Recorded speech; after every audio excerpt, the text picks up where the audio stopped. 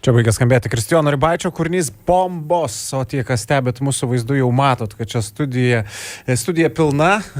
Turim svečių iš festivalio Iškrovos, kuris jau kitą savaitę prasideda ir visą savaitę ten Panevėžys taps alternatyvaus meno, garso eksperimentų ir bendruomeniškumo centru. Bent jau taip skelbiama festivalio prašyme, o plačiau apie viską papasakos Tomas Vėjas. Sveikas gyvas, Tomai. Sveiki. Ir Adomas Židonis, labas. Sveiki. Štai tokia organizatorių dalis komandos šiandien pas mus. Mes jau apie festivalio meninę pusę esam kalbėję su jūsų kolegom. Šiandien daugiau dėmesio tikriausiai skirsime garsiniam patirtim ir pasirodymam bei koncertam. Kaip jūs patys, ar pavargę, išvargę, ar tas organizavimas festivalio išsunkia visas jėgas iš jūsų?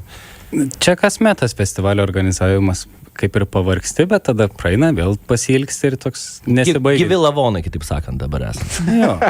Gerai atrodot. Gyvūnų mirėlių naktis. Ne, atrodo taip puikiai ir festivalis, aš kaip suprantu, kasmet vis daugiau sutraukia ir lankytojų ir pasirodymų vis daugiau, vis didėja, jeigu teisingai suprantu. Taip, manau, kad tie, kas yra buvę Iškrovų festivalyje prieš tai galėjo, tai taip tikrai nutikti, tai tikrai turėtų aplankyti ir šiuos metus, nes šiemet kokybės kartelė ir programos, tai, kažkaip galbūt bus geriausi metai netgi, aš taip kažkaip įsivaizduoju. Aš manau, kad taip, daugiau į techninius viską susitvarkėm, manau, susižiūrėjom, kad abiejose steidžuose, kur viskas girdisi, negrotų tuo pačiu metu, tai bus tokio, pasimokėm iš klaidų, man atrodo jau. Tai gerai, abiejose Tomas juokiasi, dar neaišku. Taip, dar neaišku, bet kol kas, jeigu taip kaip į horoskopą žiūrint, tai labai neblogas atrodo. Papasakot, kaip viskas atrodys. Išgirdau, kad 2 scenos bus. Dvi scenos bus skirtos gyvai muzikai. Aha. Ir apsiėmė būtent Adomas, mano kolegas sėdins man po kairę. Tai būtent 2 scenas jis prižiūri, tai turėsime nemažiau už vieną geresnės muzikinės scenas. Anksčiau antroji scena buvo tokia dalinė, tik tai šiek tiek gyvos muzikos ir DJ setai, o šį kartą turėsime dvi pilnai veikiančias gyvos muzikos scenas. Jo, tai bus sodo steidžas, kuriame bus labiau solo atlikėjai, nors presdebatam dviese, orai irgi.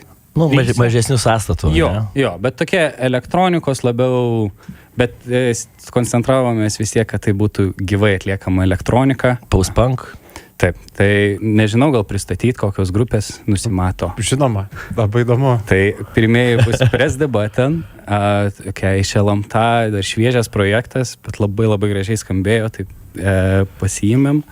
Priglaudėm, taip sakant. Priglaudėm, tada visai provokuojantis Savimila, po jo grotas Ribaitis. Girdėtas jo. Jo, po jo ateis Orai ir po orų Veiveris. Press the Button, aš dar negirdėjau. Aha, aš irgi kažkaip naujas. Atrodo, visus mes čia grojam, viską žinom, o Press the Button štai. Taip, tiesa, mes į kiekvieną sceną šiek tiek įsileidžiam ne tik tai gerai žinomų vardų ar veteranų scenos, bet stengiamės ir kažkam duoti erdvės, kam mes manom, kad visai kietai varo, kad pamatytų žmonės, pažintų galbūt su būsimomis, nežinau, žvaigždėmis, būsimais talentais. O kaip vyksta atranka? Jūs pakviečiat, kas jums atrodo įdomu, ar patys kreipiasi kažkurie muzikantai, sako, norim pagroti Iškrovose? Labai įvairiai, tai būna, kad parašo laišką, būna, kad aš ateinu į koncertą ir gale koncerto ten stoviu, tiesiog padėjęs ranką ant smakro ir galvoju, gal šituos reikėtų pakviesti, žinai. Arba Domas, kartais atsisako garsinti, jeigu nesutinka groti. Arba Iškrovos arba išjungia. Man dažniau filtruoti Tomą reikia tiesiog. Tai davai šitus kviečiam, nebekviečiam. Gana jau, nebespėsim, nebeužteks, nebesujungsim, nebeišgrosim. Ne, Adomas iš paskutinį kartą sako, davai šituos pakviečiam, bet nekviečiam. Jo, aš pušinau, kad 2 dienas daryti tiek pažįstamų grupių, tiek atlikėjų, kurie norėtų sugroti Panevėžį ir čia unikali proga sugroti Panevėžį geromis sąlygomis, drįsčiau teikti. Nes tokių vietų pagroti Panevėžį nelabai yra. Nebent kokios mažos iki 100 žmonių, tai va tokį festivalinį konceptą turėti, tai tikrai kviečia atlikti. įdomu atlikėjom. Ar tie visi pasirodymai, apie kuriuos mes kalbam ir dar kalbėsim, vienoje dienoje vyks, ar ne? Taip, pats festivalis vyksta beveik savaitę, nuo pirmadienio iki pat šeštadienio, bet šeštadienį yra mokomoji diena, kur bus tie 4 muzikinės 4 scenos ir daugiau visokių įdomių dalykų, žaidimų, pramogų, laipiojimo, šaudimo lanku ir panašiai. Tai koks buvo klausimas? Ar viskas į vieną dieną? Šeštadienį taip, turime daugiausia tų scenų, bet iš tikrųjų nuo pirmadienio iki pat penktadienio taip pat vyks nemokami koncertai, nuo hip-hopo, plokštelių setų, open deckų, ten, net nežinau, eksperimentinės muzikos bus vakaras penktadienį, ketvirtadienį klubinės muzikos vakaras, tai festivalis, žodžiu, pilnai veiks, didžią dalim nemokamai. O šeštadienį taip, tai bus suvažiavimas pagrindinis finalinis festivalio finalinio uždarimo diena, tai tikrai verta nepraleisti, man atrodo.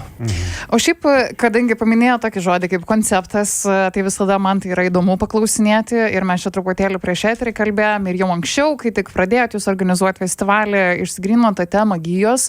Ar kalbant apie muzikinę programą, iš viso svarstėt, kaip ta tema turi atsispindėti tose pasirodymuose? Ar ieškoja tų kažkokių gijų tarp tų visų muzikantų, kurie pasirodys? Ar Adomai, tu kažkaip atsiliepia tau šitos gijos?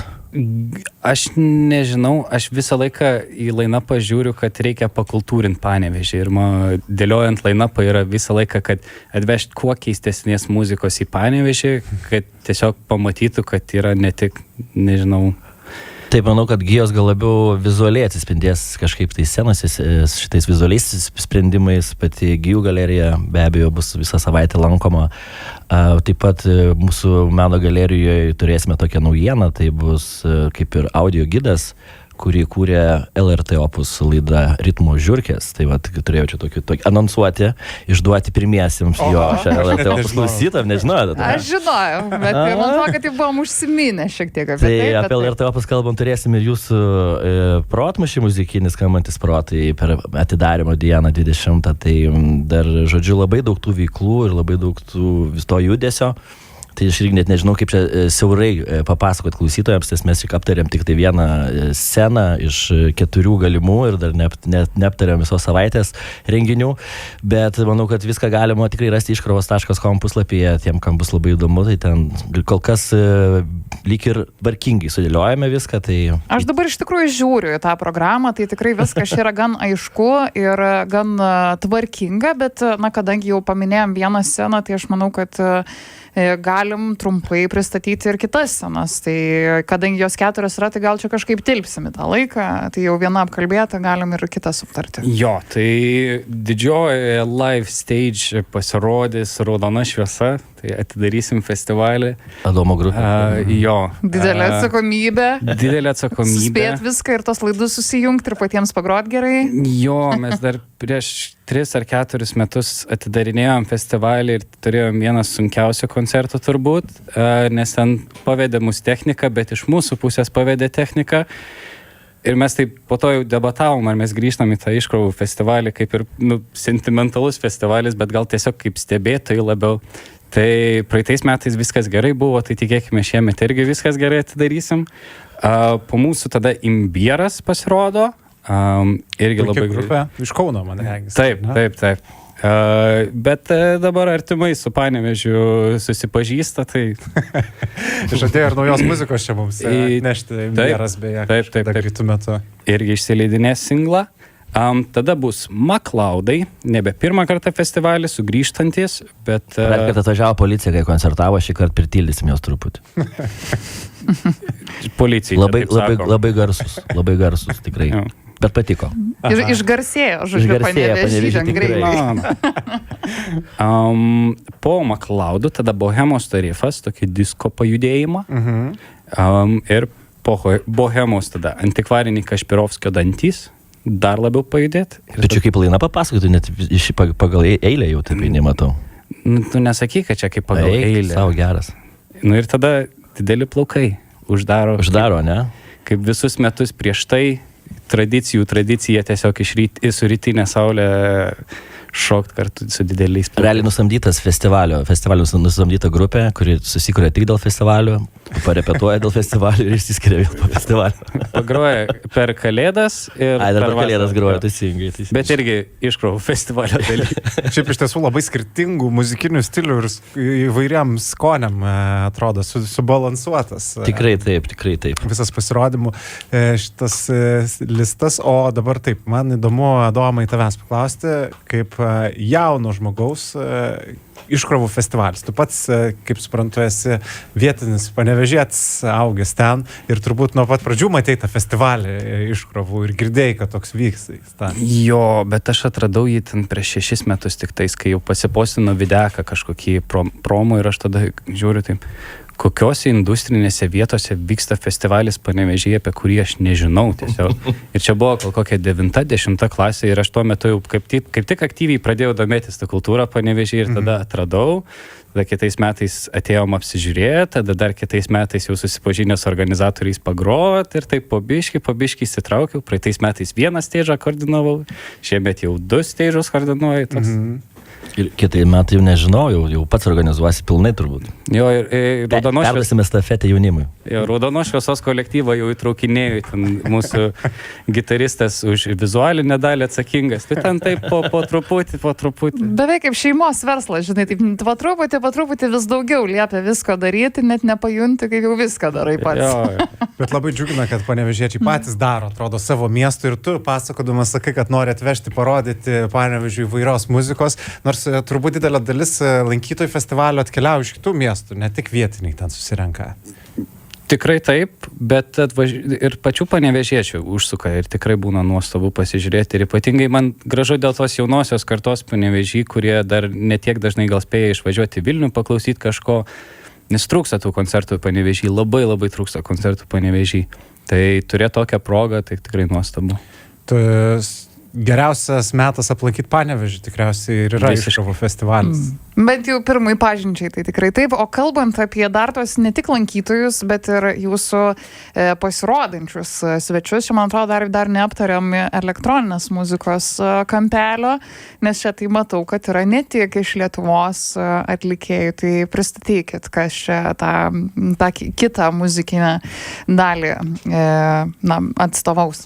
Taip, tai mūsų kaip ir naktinis klubas, mūsų pogrindžio, undergroundinio, tamsos elektronikos būste kolegos, kurie pas mus visus metus daro renginius iškrovų patalpose. Šį kartą kolaboruojasi su Dance Machine, irgi tokios tamsesnės elektroninės muzikos komanda ir jie kartu sujungia jėgas. Atveža mums krūvą draugų. Ir draugų turime net iš Didžiosios Britanijos ir iš Meksikos. Tai net nežinau, nuo ko čia pradėti. Tai Patricia Kokia turbūt pradėčiau nuo jo, jau ne pirmus metus gaunantis sidabrinės gervės už savo muziką, žada paruošti ypatingą pasirodymą būtent iškrovoms. Kaip suprantu, šitas pasirodymas jau bus įrašytas ir po to išleistas. Tai, žodžiu, taip, panevėžietis Patricia Kokia taip pat jisai kažkaip matyt nori simboliškai įsirašyti naują įrašą mūsų festivalį, tai labai gražus gestas. Taip pat turėsime svečią iš Didžiosios Britanijos Manifesto. Aš iš tikrųjų labai mažai apie jį žinau, niekad nesu matęs, niekad nesilankiau Didžiosios Britanijoje, bet kolegos iš būste kolektyvo, tai visom 10-20 ten rankų už jį, tai visi, žodžiu, skrydžiai nupirkti, viskas užbukinta, tikrai bus. Tai taip pat turime Equinoxious, gerai ištariau, ne? Irgi iš Meksikos, Gris Futuro narys, tai mergina jo kolegė ir mergina iš Lietuvos, galbūt matėte LRT pilnatyje, man rodos, jų koncertą. Jisai ir pats gyvą elektroniką, kurie labai smagiai, tai turės irgi labai įdomų pasirodymą. Dabar perskrustė jie. Taip, ir Lietuvą grįžė, neseniai Eglė, žinok, buvo pas mus svečiuose, pasakoja apie tai, kad jau Gris Futuro čia maždaug po jau šitam žemyną, šitoj vandenino pusėje. Labai patinka man jų duetas. Man atrodo, kad Eglė Jagos festivalyje groja atskirai, iškrovų festivalyje. Šitai gal kartais reikia pailsėti vienam nuo kito ir atskirai pagroti, viskas gerai. Tikiuosi, Eglė vis tiek užsuks ir iškrovas, gal sugalvosim kokį netyčia koncertą, kokį ten Netyčinį back-to-back. Netyčinį back-to-back kažką tai. Tai taip pat Elena Nataša, Inga, Integra ir Rolanas, tai tikrai puikus didžiai, savo irgi taip pat labai gan spalvinga ir nevienoda ta šokių muzika bus, nuo gyvų pasirodymų elektroninės iki DJ setų. Tai ir dar laukia 4 scena, kuri bus mažiausia, turbūt baro scena, ten daugiau grosi vietiniai, bet ten bus daugiau kaip surprizas, apie kurį, nežinau, turbūt festivalininkai sužinos jau keliom dienom likus iki finalinės festivalio dienos. Nematau čia šitam sąraše Tomai tavęs. Aš esu, bet aš toks surprizas galimai bus. Ne, tai mes turime pirmadienį, pavyzdžiui, atidarimą pačios galerijos, tai ten turėsime ir pasirodymą Romuald Holin Galiausko ir Mato Rusilo, tokį eksperimentinės muzikos, kaip ir pati LRT Opus scena ten bus pristatyta, nes mes turėsime kaip ir tokią LRT Opus erdvę. O po skambančių protų tada aš pasirodysiu kartu su legendiniu, pavyzdžiui, repo didžėjų DJ Seniu ir legendiniu mano užaugintu Micro One. Tai turėsime tokį repo pirmadieninį Panevėžio repo susitikimą, jį gal pavyks dar kokį porą šokėjų įkalbinti ir padarysime Le Kultūrą dėl hip-hop atgal, grąžinsiu seną renginį prie jo šaknų, nes šitą renginį šią žiemą ir rudenį dariau Vilniuje, tai grąžinsim į šaknis, padėsim renginį padarysim Panevėžį, ten, kuris kažkada prasidėjo prieš daugiau nei 10 metų. Aš dabar žvelgiu per visą festivalio bendrą programą ir trečiadienį, Liepos 22 dieną, matau, kad toj pačioj būstėje bus juostų karpimo reivas, DJ muzikos dirbtuvės su DJ Saga. Taip, praeitais metais tai buvo žiauriai populiarus, iškart dėl to yra du pasirodymų laikai, kada galima išmokti groti juostomis netgi. Tai prie to paties ir per vakarę turėsime vinilų kaip ir tokį mainituves ir grosime vinilais, tai ten taip pat prisijungs ir DJ Saga ir aš būsiu, ir Mr. Random, ir Groove Saver, ir Andy Rose, žodžiu, seni kieti melomanai.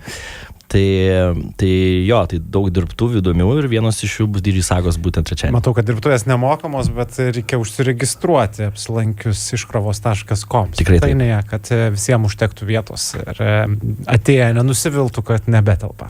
Registruokitės kuo greičiau. Gerai, ir viską aptarėm. Ar dar norit kažką papasakoti apie artėjantį iškrovų festivalį? Aš jau gal šiemet netgi aplankysiu. Sakiau, kad čia yra mano mėgstamiausias festivalis ir mylimiausias, kuriame niekada nesu buvęs.